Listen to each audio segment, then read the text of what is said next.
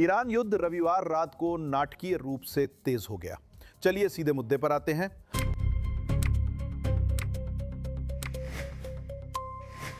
Alex, Hezbollah ने सीमा पार इजरायलियों को निशाना बनाया। उसके बाद बेरूत के दहिये इलाके में इजरायली हवाई हमला हुआ। इसके बाद बेरूत हमलों का बदला लेने के लिए ईरान ने हस्तक्षेप किया और इजराइल पर कुल 24 बैलिस्टिक मिसाइलें दागी। हौथी भी इसमें शामिल हुए, जिन्होंने सोमवार सुबह इजराइल को निशाना बनाया। इजराइल ने जवाबी हमला किया, जिसमें ईरान में सैन्य ठिकानों, ट्रक आधारित मिसाइल लॉन्चर और एक पेट्रोकेमिकल फैक्ट्री को निशाना बनाया गया। कथित रूप से वहां बैलिस्टिक मिसाइल का सामान बनता था। फिर तनाव कम करने की कोशिशें हुई। राष्ट्रपति ट्रंप ने दोनों पक्षों से पीछे हटने और रुकने को कहा। और अभी हमारे पास एक बार फिर से एक नाजुक युद्ध विराम है। हूथी लगातार इजराइल पर हमला कर रहे हैं। हम कुछ ही मिनटों में इस पर चर्चा करेंगे। यहां का समय काफी उथल पुथल भरा रहा है और सब मिलाकर सिर्फ 12 घंटे ही बीते हैं। बिल्कुल सही। आप जानते हैं, पिछले जून में हमारे यहाँ 12 दिन की जंग हुई थी और ऐसा लगता है कि पिछली रात या रविवार की रात सोमवार को हमारे यहाँ 12 घंटे की जंग हुई, जिसमें ऐसा महसूस हुआ जैसे हम फिर से किसी बड़े तनाव की ओर बढ़ सकते थे। जाहिर है, तनाव बढ़ना तय था। ट्रंप के युद्ध विराम की घोषणा के बाद ईरान ने इजराइल पर बैलिस्टिक मिसाइलें दागी। उन्होंने इजराइल पर 24 बैलिस्टिक मिसाइलें दागी, जिनमें हाइफा और तेल अवीव महानगरीय क्षेत्र भी शामिल हैं। युद्ध विराम के बाद पहली बार इजराइल ने ईरान में गहराई तक जवाबी कार्रवाई की। जैसा आपने बताया, पेट्रोकेमिकल सुविधा पर हमले से साबित हुआ कि इजराइल ऊर्जा सुविधाओं पर भी हमला कर सकता है। आपने ये भी बताया कि इसका संबंध संभावित रूप से बैलिस्टिक मिसाइल उत्पादन से भी है। संभवतः ये उन फैक्ट्रियों में से एक थी जहां ईरान बैलिस्टिक मिसाइलों के लिए ईंधन या ठोस ईंधन बना रहा था। आईआरजीसी के प्रमुखों की लक्षित हत्याओं और मिसाइल रक्षा प्रणालियों पर हमलों की भी रिपोर्टें हैं। कौन से लोग? ऐसा माना जाता है कि इनमें से कुछ चीनी वायु रक्षा प्रणालियां हो सकती हैं, जो युद्ध विराम के बाद भेजी गई थीं। तो आप जानते हैं, इजराइल बहुत जोरदार हमला कर रहा है और वो भी अमेरिका की मदद के बिना। तो ईरान दिखा रहा है कि वो संयुक्त राज्य अमेरिका की नहीं सुनेगा। राष्ट्रपति ट्रंप द्वारा युद्ध विराम घोषित करने के बाद ये अब तक 8 देशों पर हमला कर चुका है। इजराइल राष्ट्रपति ट्रंप की चेतावनियों को अनदेखा कर अपनी संप्रभुता की रक्षा पर ध्यान दे रहा है और वो ईरान के भीतर रणनीतिक ठिकानों पर गहराई तक हमला करने के लिए तैयार हैं, भले ही ट्रंप विशेष रूप से हरी झंडी ना दे। और ट्रंप उन प्रयासों के लिए अमेरिकी सहायता ना दे। मैं बात करना चाहता हूं कि ये अब क्यों हुआ। आपने देखा कि इजराइल ने बेरूत के दहिये पर हमला किया, जबकि हिजबुल्लाह कई हफ्तों से रोजाना उत्तरी इजराइल पर हमला कर रहा है। इजराइल भी जवाब दे रहा है। दहिये में ऐसा क्या है कि ईरान ने धमकी दी। उन्होंने रविवार रात इजरायलियों से कहा, आसमान की तरफ देखो, तुम्हें दिखेगा क्या आ रहा है। फिर ईरान ने हमला किया। दहिये उनके लिए इतना खास क्यों है? देखिए, उन्होंने दहिये को हिजबुल्लाह के अपने कमांड और कंट्रोल का केंद्र बना लिया है। और जो हम देख रहे हैं वो ये है कि ईरान ट्रंप से संघर्ष विराम वार्ता में मांग कर रहा है कि इजराइल और हिजबुल्लाह के बीच युद्ध भी बड़े संघर्ष विराम का हिस्सा बनकर रुकना चाहिए। और ये एक संरक्षण का प्रयास है। ईरान चाहता है कि उसका सबसे आगे रहने वाला और सबसे मजबूत प्रॉक्सी हिजबुल्लाह बचा रहे और इजराइल के लिए सीधा खतरा बना रहे। तो वे ट्रंप से मांग कर रहे हैं कि वे इजराइल को रोकें और इजराइल को हिजबुल्लाह के नए मुख्यालय पर हमला ना करने दें। तो यही सब हो रहा है और आपने इसका नतीजा खासकर पिछले 24 घंटों में देखा है। राजदूत येखिएल लीडर भी सामने आए और शायद हम एक्स पर वो पोस्ट दिखा सकते हैं जहां वे इजराइल हिजबुल्लाह संघर्ष को अमेरिका ईरान संघर्ष से अलग करने की कोशिश कर रहे हैं, जबकि वे पूरी तरह से जुड़े हुए हैं, है ना? हिजबुल्लाह पसंद हो या ना हो, वो ईरान का प्रॉक्सी गुट है। और जो आपने यहाँ मूल रूप से देखा है, और हमें हिजबुल्लाह और इजराइल के बीच इन हमलों से पहले भी और पीछे जाकर देखना होगा, क्योंकि ये एक तरह से पूर्व संकेतक थे। लेकिन जब से राष्ट्रपति ट्रंप ने युद्ध विराम की घोषणा की है, तब से असल में क्या हो रहा है? तो अगर आप थोड़ा पीछे जाएं और उन 6 हफ्तों को देखें, तो हमने क्या देखा?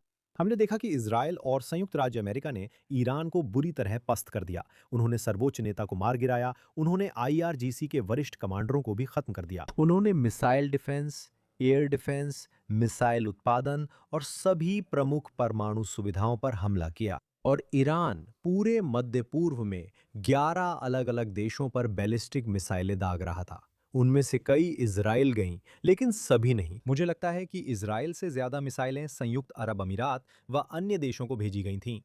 सभी सहयोगियों ने दिखाया कि वे ईरान के हमलों को झेल सकते हैं, लेकिन ईरान पूरी तरह कुचला जा रहा था। तो उन 6 हफ्तों के अंत में अगर आप उसी समय संघर्ष का मूल्यांकन करते, तो आप निश्चित रूप से कहते कि ईरान इसमें हारने वाले पक्ष के रूप में उभरता है। हालांकि कई विश्लेषण ये सुझाव दे रहे थे कि संयुक्त राज्य अमेरिका और इजराइल ने ये अभियान बहुत जल्दी रोक दिया और वे आगे बढ़ सकते थे और ईरान को और भी पीछे धकेल सकते थे। लेकिन फिर युद्ध विराम की घोषणा कर दी गई। ये स्पष्ट था कि ट्रंप 6 हफ्तों के बाद यही चाहते थे। आप जानते हैं, शासन अभी भी वहीं था। ट्रंप देखना चाहते थे कि वो किससे बात कर रहे थे और वो शासन संघर्ष खत्म करने के लिए कितना बेताब था। क्या वे अपने परमाणु महत्वाकांक्षाओं को छोड़ने के लिए तैयार होंगे? क्या वे संघर्ष के स्थायी अंत के बदले हॉर्मुज की खाड़ी को खोलने के लिए तैयार होंगे? और शायद सारी क्षति की मरम्मत के लिए कुछ धन भी। लेकिन ट्रंप के युद्ध विराम के बाद हमने देखा कि ईरान संघर्ष में अपनी स्थिति फिर से पाने की कोशिश कर रहा है। तो आप जानते हैं, युद्ध के दौरान ईरान हार रहा था। इस बातचीत की अवधि के दौरान ईरान वास्तव में राष्ट्रपति ट्रंप को दिखा रहा है कि वो उनके खिलाफ चाल चलने के लिए तैयार है। वे एक कदम आगे बढ़ते हैं, फिर पीछे हटते हैं। वे जलडमरू मध्य खोलने की इच्छा दिखाते हैं, लेकिन नहीं करते। फिर वे होर्मुज़े जलडमरू मध्य से गुजरकर पर्शियन गल्फ में जहाजों पर गोलीबारी करते हैं। और जो आप देख रहे हैं वो ये है कि अब उस युद्ध विराम की घोषणा के बाद जितना समय बीत चुका है, वो असल में लड़ाई में बिताए गए समय से भी ज्यादा है। ईरानी लोग बातचीत में ट्रंप को बेवकूफ बनाने की कोशिश कर रहे हैं। ये अजीब है क्योंकि राष्ट्रपति ने कई बार कहा है और हमने इस कार्यक्रम में चर्चा की है कि ट्रंप मानते हैं ईरानियों ने कभी युद्ध नहीं जीता और कभी बातचीत नहीं हारी। वे इस बातचीत में उन्हें हराने की कोशिश कर रहे हैं। हाल ही में मुझे लगता है कि वे राष्ट्रपति को अपमानित करने की कोशिश कर रहे हैं। वे ऐसा कैसे कर रहे हैं? पहली बात, जैसे कि आप जानते हैं, थोड़ा थोड़ा तनाव बढ़ाकर, जैसे कि जहाज़ों के लिए होर्मुज़ जलडमरू मध्य से गुजरना मुश्किल बनाकर, अमेरिकी नाकेबंदी की परीक्षा लेकर, एक ईरानी जहाज़ को कार्ग द्वीप की ओर भेजकर, जिसे बाद में संयुक्त राज्य अमेरिका की नौसेना ने निष्क्रिय कर दिया, ठीक है? और फिर उसके जवाब में ईरान ने बहरीन की तेल सुविधाओं पर हमला किया और साथ ही उन्होंने कुवैत के राष्ट्रीय हवाई अड्डे पर भी गोलीबारी की। उन्होंने ड्रोन से हमला कर टर्मिनल को भारी नुकसान पहुंचाया और एक व्यक्ति की मौत हुई। और फिर उसी समय जो वे कर रहे हैं वो ये है कि वे अपने मुख्य प्रॉक्सी यानी हिजबुल्ला को इजराइल के खिलाफ लगातार तनाव बढ़ाने के लिए उकसा रहे हैं। वे इजराइल को ऐसी स्थिति में ले जा रहे हैं जहां वो ना सिर्फ जवाब देगा, बल्कि जवाबी कार्रवाई को और बढ़ाएगा, क्योंकि उसकी नीति बदल गई है। वे कहते हैं, अब हम आंख के बदले आंख की नीति नहीं अपनाते। हमला करोगे तो 10 गुना जवाब देंगे। तो हो क्या रहा है कि वे इजराइल पर हिजबुल्ला के हमलों का इस्तेमाल इजराइल को उकसाने के लिए कर रहे हैं, ताकि इजराइल अपनी कार्रवाई और बढ़ाए। और फिर वे ईरान में कह रहे हैं कि अगर आप दाविया पर हमला करते हैं, जहां हिजबुल्ला का मुख्यालय है, तो हम आप पर हमला करेंगे। इजराइल ईरानी क्षेत्र से सीधे हमले को सहन नहीं कर सकता, इसलिए वो जवाब देता है। ट्रंप ईरानियों और इजरायलियों दोनों से रुकने को कह रहे हैं। वे इजराइल और लेबनान के बीच सामान्यीकरण या गैर आक्रामकता समझौता कराने की कोशिश कर रहे हैं, चाहे नाम कुछ भी हो। आप जानते हैं, ट्रंप बस सबको रुकने के लिए कह रहे हैं, लेकिन यहाँ ट्रंप की इच्छाएं जरूरी नहीं कि इस बड़े संघर्ष में शामिल पक्षों की वास्तविकता से मेल खाती हों। हाँ, मुझे नहीं पता ट्रंप निजी तौर पर क्या कह रहे हैं, लेकिन जैसा आपने कहा, सार्वजनिक रूप से तो वो ईरान और इजराइल दोनों से, जैसा कि उन्होंने कल भी कहा था, तुरंत गोलीबारी रोकने के लिए कह रहे हैं। उन्होंने बेरूत में इजराइल के हमले पर नाराजगी जताई। चलिए क्लिप देखते हैं। मैं अभी अभी राष्ट्रपति ट्रंप से फोन पर बात करके आया हूं, जो पूरे क्षेत्र में बन रही स्थिति पर नजर रखे हुए हैं। उन्होंने मुझे बताया कि मैं ईरान को क्या सलाह दूं। तुमने अपनी मिसाइलें चला ली, अब बहुत हो गया। बातचीत की मेज पर लौटो और समझौता करो। मैंने उनसे आज पहले हुए शुरुआती आईडीएफ हमलों के बारे में पूछा। उन्होंने बताया कि ये अमेरिका के साथ समन्वित नहीं थे। मैंने उनसे बेरूत में हिजबुल्लाह पर इजरायली हमलों की प्रतिक्रिया पूछी। राष्ट्रपति ट्रंप ने कहा, मैं इससे खुश नहीं हूं। एलेक्स, ट्रंप ने नेतन्याहू को ईरान पर हमला ना करने के लिए नहीं कहा। उम्मीद है हम इसे एक क्लिप में अभी देखेंगे। उन्होंने कहा कि वो चाहते हैं दोनों पक्ष जल्द रुके। चलिए देखते हैं। हमारी अच्छी बातचीत हुई, उस पर हमला हुआ तो उसने जवाब दिया। मैं उसे दोष नहीं दे सकता। दोनों ने मेरे माध्यम से रुकना स्वीकार किया और हम उस समझौते के अंतिम चरण में हैं जो बहुत बहुत अच्छा होगा और किसी भी तरह, किसी भी रूप में परमाणु हथियारों आदि की अनुमति नहीं देगा। जलडमरू मध्य हस्ताक्षर के तुरंत बाद खुल जाएगा, जो 2-3 दिन में हो सकता है। तो एलेक्स, ऐसी खबरें थीं कि राष्ट्रपति ट्रंप ने प्रधानमंत्री नेतन्याहू से बिल्कुल स्पष्ट शब्दों में कहा था कि अगर आप ईरान पर हमला करेंगे। अब हमारे पास कई क्लिप्स हैं जिसमें राष्ट्रपति ने नहीं कहा कि उन्होंने नेतन्याहू से ईरान पर हमला करने के लिए कहा, लेकिन कुछ घंटों बाद उन्होंने कहा, रुक जाओ। सही है। मुझे लगता है कि आप यहाँ देख रहे हैं कि ये युद्ध मीडिया में और ट्रूथ सोशल और एक्स पर पोस्ट्स में कैसे सामने आ रहा है। आप जानते हैं, सभी पक्षों से, और असल में ये बंद दरवाजों के पीछे कूटनीतिक रूप से कैसे चल रहा है। और हमारे पास हर संकेत है कि भले ही ट्रंप जरूरी नहीं चाहते थे कि इजराइल दाविया और बेरूत में हमला करे, कि नेतन्याहू ने राष्ट्रपति से स्पष्ट कहा कि वे हिजबुल्लाह की घटनाओं को दहिया में उसके मुख्यालय पर हमला किए बिना जारी नहीं रहने देंगे। साथ ही बताया कि लेबनान के साथ सामान्यीकरण समझौते की संभावना हिजबुल्लाह की क्षमताओं को कमजोर करने पर बढ़ती है, और यही बात ईरान पर किए गए हमलों के साथ भी लागू होती है।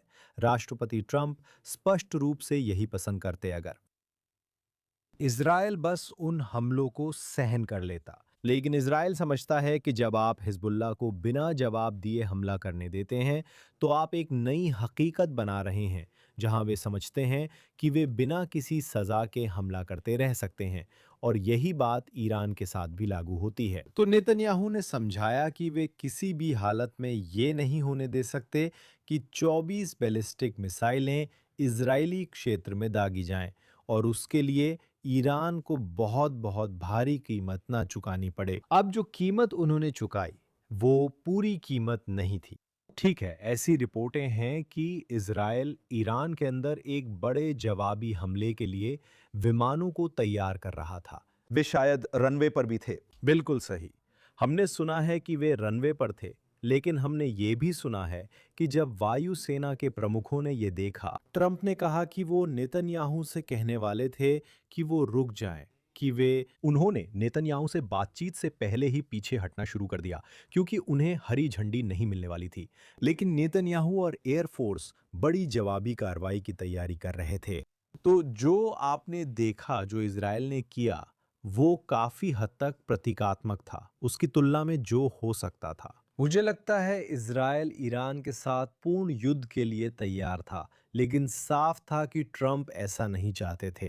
अब इसी समय अगर ट्रंप वास्तव में किसी समझौते तक पहुंचना चाहते हैं, मुझे लगता है कि नेतन्याहू ने जो किया, जैसे कि दीर अज़ोर के अंदर गहराई तक हमला करना, बेरूत और उसके उपनगरों के पास हमला करना, और ईरान के अंदर गहराई तक हमला करना, और हमने देखा कि तेहरान में धमाके हुए और इनमें से कुछ लक्षित हत्याएं भी हुईं। इससे वास्तव में किसी समझौते की संभावना बढ़ जाती है।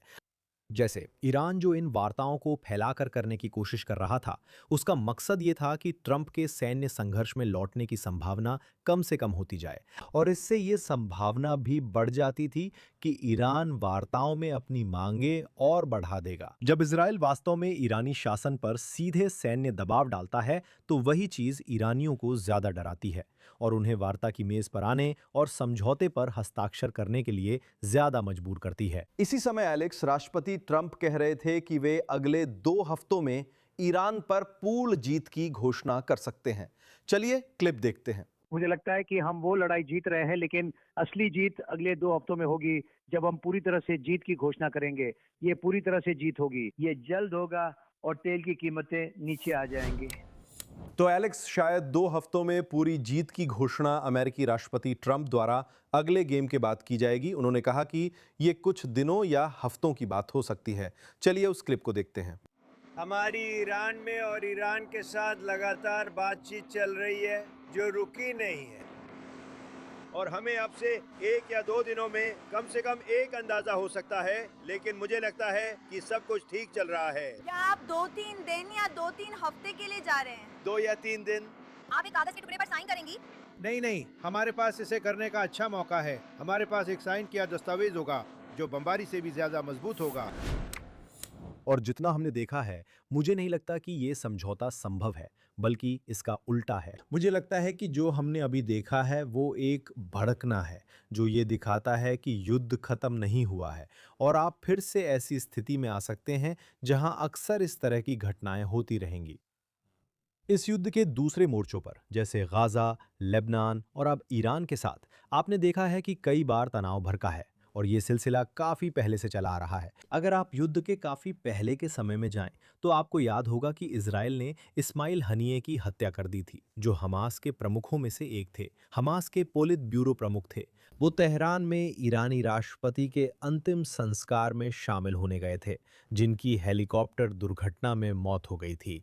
इजराइल ने तेहरान में एक IRGC संरक्षित परिसर में उनकी हत्या कर दी, जब वो अंतिम संस्कार में शामिल होने आए थे।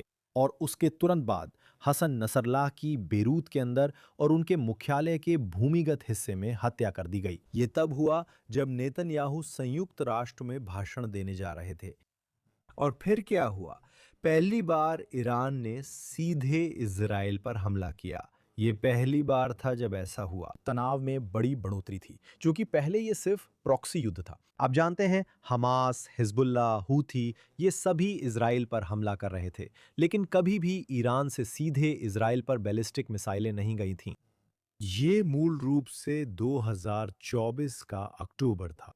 अप्रैल में फिर तनाव बढ़ा जब उन्होंने दोबारा बैलिस्टिक मिसाइलें भेजीं। याद है, इजराइल ने पहली बैलिस्टिक मिसाइलों के बाद ईरान में एयर डिफेंस सिस्टम्स पर टारगेटेड स्ट्राइक की थी, ताकि दिखा सकें कि उनकी एयर फोर्स इतनी दूर तक हमला कर सकती है। वो हमला बहुत सफल रहा था, लेकिन वो पर्याप्त डर पैदा नहीं कर सका। हमने कुछ महीनों बाद फिर देखा कि ईरान ने बैलिस्टिक मिसाइलें दागी, और फिर जाहिर है 12 दिन का युद्ध हुआ, जिसमें इजराइल ने 12 दिनों तक परमाणु ठिकानों पर हमला किया। उन 12 दिनों में ईरान ने इजराइल पर बैलिस्टिक मिसाइलें दागी, जब तक कि अमेरिका ने ऑपरेशन मिडनाइट हैमर के तहत B-2 बॉम्बर से फोर्डो परमाणु रिएक्टर पर हमला किया और इससे उस टकराव का अंत कर दिया।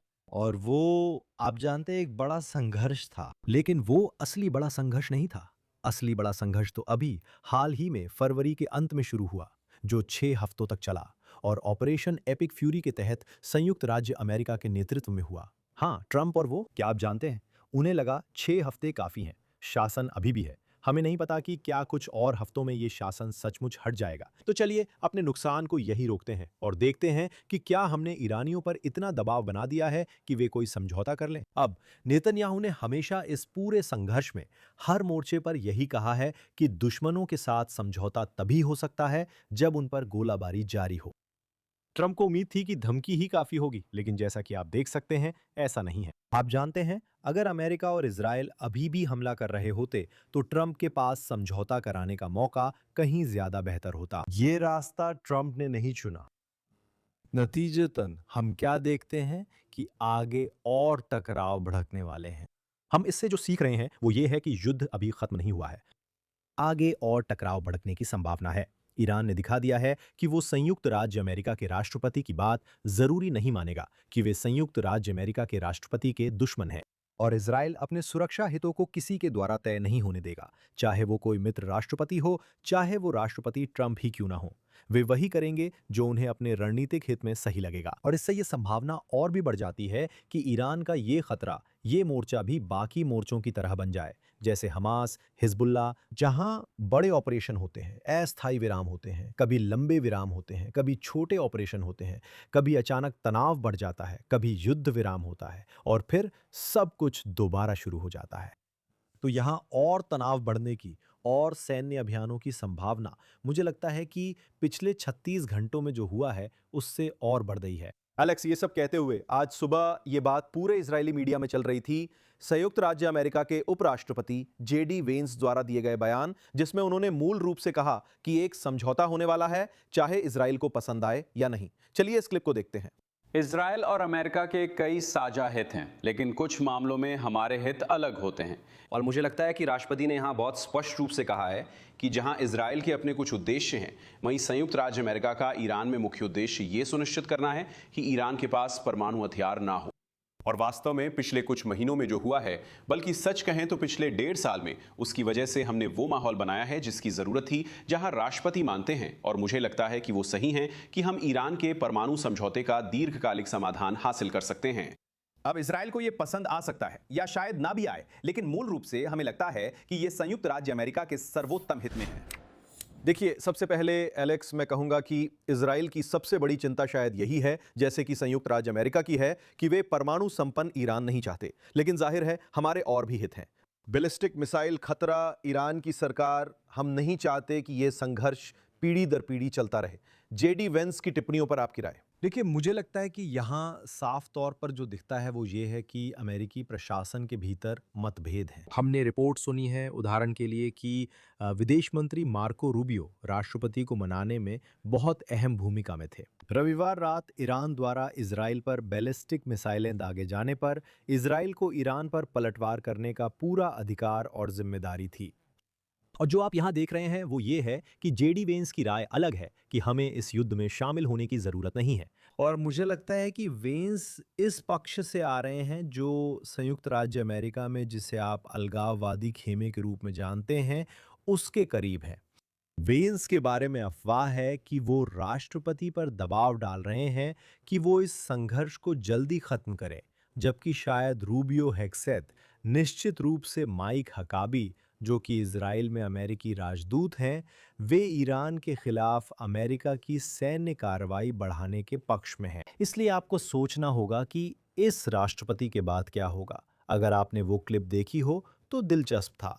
आपने देखा कि बी रोल में जो स्क्रीन के दूसरी तरफ जेडी वेंस के पास चल रहा था, वो एक बैठक थी जो न्यू ईयर के आसपास मारे-लागो में हुई थी, व्हाइट हाउस में नहीं। राष्ट्रपति ट्रंप, मार्को रूबियो और हेक्सेथ वहां थे, जेडी वेंस नहीं थे। आपने शायद क्लिप्स में ये खास नोटिस नहीं किया होगा। लेकिन आप जानते हैं, मुझे लगता है कि वेंस निश्चित रूप से नेतन्याहू के उतने करीब नहीं हैं जितने ट्रंप और निश्चित रूप से रूबियो और हेक्सेथ हैं। भले ही प्रधानमंत्री नेतन्याहू ने उस रिश्ते को मजबूत करने में काफी कोशिश की है, लेकिन आप देख सकते हैं कि प्रशासन के अंदर अलग अलग गुट हैं। और यही वजह है कि मुझे लगता है कि आप यहाँ सही तरीके से इशारा कर रहे हैं कि वो कह रहे हैं कि अमेरिका का हित ये है कि ईरान परमाणु शक्ति ना बने। यही इजराइल की भी पहली प्राथमिकता है। इजराइल का और कौन सा हित है इसके अलावा कि ईरान परमाणु शक्ति ना बने और ईरानी आतंकवादी प्रॉक्सी इजराइल पर हमला ना करें। अगर इजराइल ऐसी स्थिति में पहुंच जाए जहां उसकी सीमाओं पर आतंकवादी प्रॉक्सी हमला ना करें और वे इजराइल के लिए खतरा ना हो और ईरान के पास ना तो परमाणु हथियार हों और ना ही बैलिस्टिक मिसाइलें हों, तो इजराइल को कोई समस्या नहीं होगी। इसके अलावा इजराइल के क्या उद्देश्य है? और आप यहां देख सकते हैं कि ईरान और उसके आतंकवादी प्रॉक्सी न केवल इजराइल को धमकी दे रहे हैं, बल्कि वे पूरे मध्य पूर्व को, यहां तक कि इसी हफ्ते भी लगातार धमकी दे रहे हैं, फिर से बहरीन और कुवैत पर हमला करना। हमने तो बस पिछली रात भी देखा कि ईरान से जुड़े इराकी आतंकवादी प्रॉक्सी इराक में अमेरिकी ठिकानों पर हमला कर रहे थे। तो ये ईरान में एक ऐसा शासन है जिसने पूरे मध्य पूर्व को अस्थिर कर दिया है। उन्होंने इराक को अस्थिर किया, उन्होंने सीरिया को अस्थिर किया, उन्होंने लिबनान को अस्थिर किया, उन्होंने गाजा को अस्थिर किया, उन्होंने यमन को अस्थिर किया। वे संयुक्त अरब अमीरात, बहरीन, कुवैत, कतर और सऊदी अरब पर हमला कर रहे हैं। यमन में हूथियों द्वारा दागी गई एक मिसाइल थी जो ईरान द्वारा अस्थिर किया गया देश है। वो मिसाइल इजराइल की ओर जाते हुए सऊदी अरब में गिरी। वे होर्मुज जलदमरू मध्य के अंतरराष्ट्रीय जलमार्गों को अवरुद्ध कर रहे हैं। ईरान के संबंध में इजराइल का हर उद्देश्य संयुक्त राज्य अमेरिका और मध्य पूर्व के सभी अन्य देशों का भी साझा उद्देश्य होना चाहिए। एलेक्स, जैसा आपने सुबह कहा, हूथी अभी भी इजराइल पर हमला कर रहे हैं, भले ही हम ईरान के साथ विराम कर रहे हों। प्रधानमंत्री नेतन्याहू ने कल रात इजरायली टीवी पर कहा कि अगर ईरान फिर हमला करता है तो इजरायल पूरी ताकत से जवाब देगा और शायद वो योजना लागू करेगा जिसे आखिरी क्षण में वापस ले लिया गया था। पिछले 24 घंटों में ईरान और हिजबुल्लाह ने हम पर एक नया समीकरण थोपने की कोशिश की है और ये समीकरण मेरे लिए अस्वीकार्य और असहनीय है। उन्होंने सोचा लेबनान और ईरान से इजरायल पर हमला कर सकते हैं और हम जवाब नहीं देंगे। ऐसा नहीं हुआ और ऐसा कभी नहीं होगा। मेरी निगरानी में तो बिल्कुल नहीं। मुझे लगता है कि नेतन्याहू उसी तरह फंसे हुए हैं जैसे ट्रंप को लगता है कि वे फंसे हुए हैं। आपको घरेलू परिस्थितियों को बहुत ध्यान से देखना होगा। आप जानते हैं राष्ट्रपति ट्रंप के लिए वे 6 हफ्ते के अभियान के दौरान जो सख्ती दिखा रहे थे अब उससे पीछे क्यों हट रहे हैं। आप जानते हैं उन्होंने कहा था कि ये ईरान में शासन का अंत है और ईरानी जनता से कहा था कि उनकी आज़ादी का समय आ गया है और वे पूरी ताकत से कोशिश कर रहे थे मेरी समझ से कि ईरान परमाणु हथियार ना बनाए और वहां कोई दूसरी सरकार आए। अब क्या हुआ? मुझे लगता है कि ईरानियों ने एक बहुत ही चालाक रणनीति अपनाई है जिसमें वे मध्य पूर्व के सभी अन्य देशों पर हमला कर रहे हैं जिसके जरिए वे राष्ट्रपति ट्रंप पर युद्ध रोकने का दबाव बना रहे हैं। ईरान ने होर्मुज जलडमरू मध्य को बंद कर दिया है जिससे फारस की खाड़ी के सभी देशों पर आर्थिक दबाव पड़ रहा है, साथ ही दुनिया के अन्य देशों पर भी जो फारस की खाड़ी से निकलने वाले तेल पर निर्भर हैं। ईरान ने ऊर्जा अवसंरचना पर हमला करने की धमकी दी है। फारस की खाड़ी और मध्य पूर्व के कुछ देशों की ऊर्जा अवसंरचना पर भी हमला किया। तो आप जानते हैं ईरान ये दिखा रहा है कि वे अपना दबदबा इस्तेमाल करके राष्ट्रपति पर दबाव बना सकते हैं। साथ ही घरेलू दबाव भी है। सबसे बड़ी बात यह है कि ये युद्ध आखिरकार बहुत लोकप्रिय नहीं है।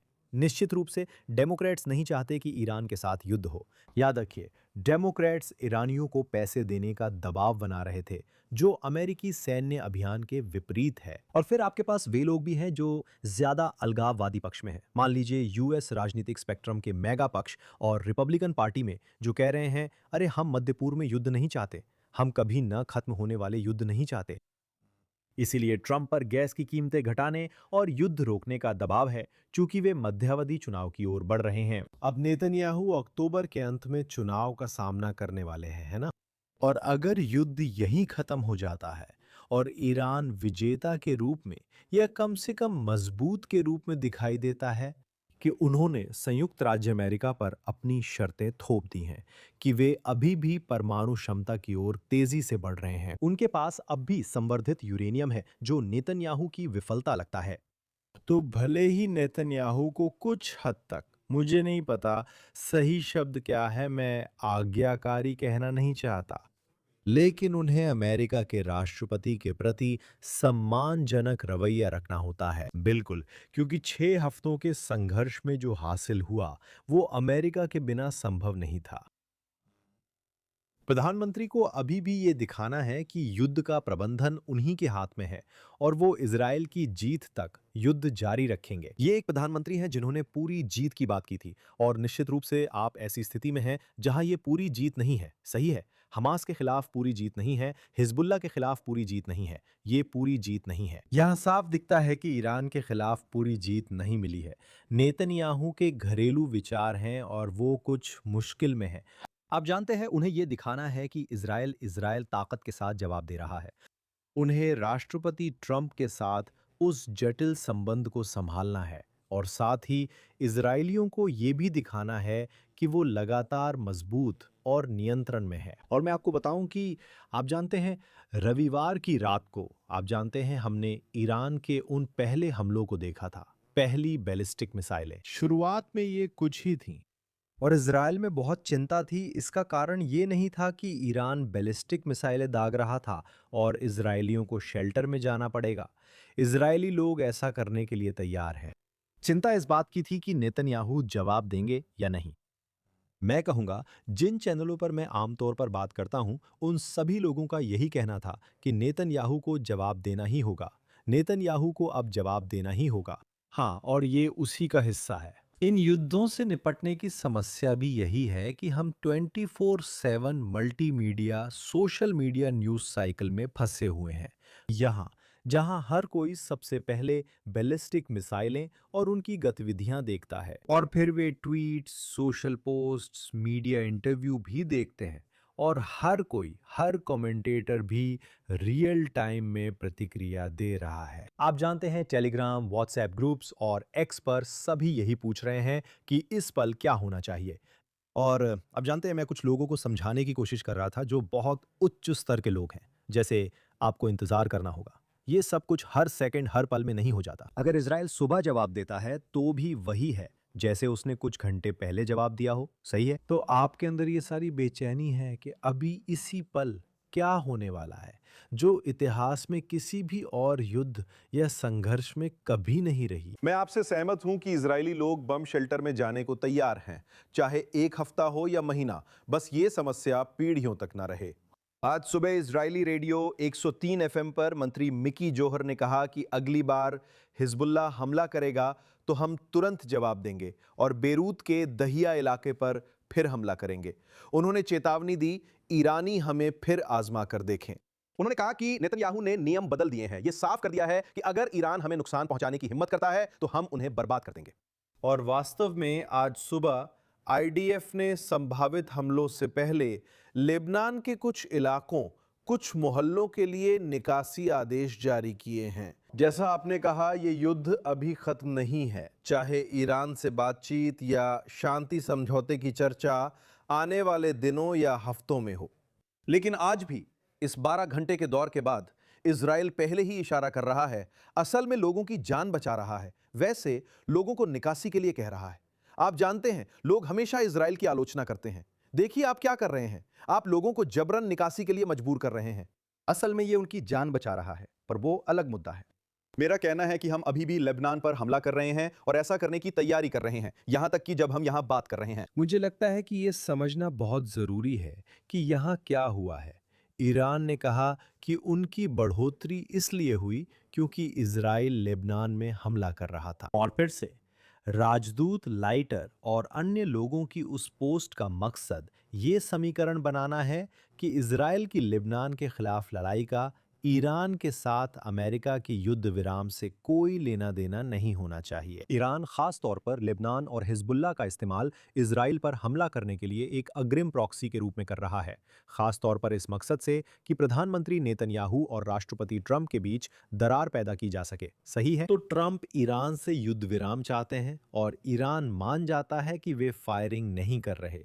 वे अपने प्रॉक्सी से कहते हैं, अरे तुम लोग कुछ ड्रोन छोड़ो, कुछ रॉकेट इजराइल पर दागो, तुम बस माहौल को समझो, देखो कितनी दूर जा सकते हो, और फिर देखो कि इजराइल इस आतंकवादी संगठन पर कैसे पूरी ताकत से जवाब देगा जो उसके दरवाजे पर है। फिर ईरान कहता है, अगर आप लेबनान पर हमला करते हैं, अगर आप हिजबुल्लाह पर हमला हैं, तो हम युद्ध विराम नहीं कर सकते। अगर आप बेरूत में, जहां हिजबुल्लाह का मुख्यालय है, हमला करेंगे तो हम भी जवाब देंगे। तो ट्रंप पलटकर इजराइल से कहते हैं, ईरान अभी जो हमला कर रहा है उसकी वजह आप हैं।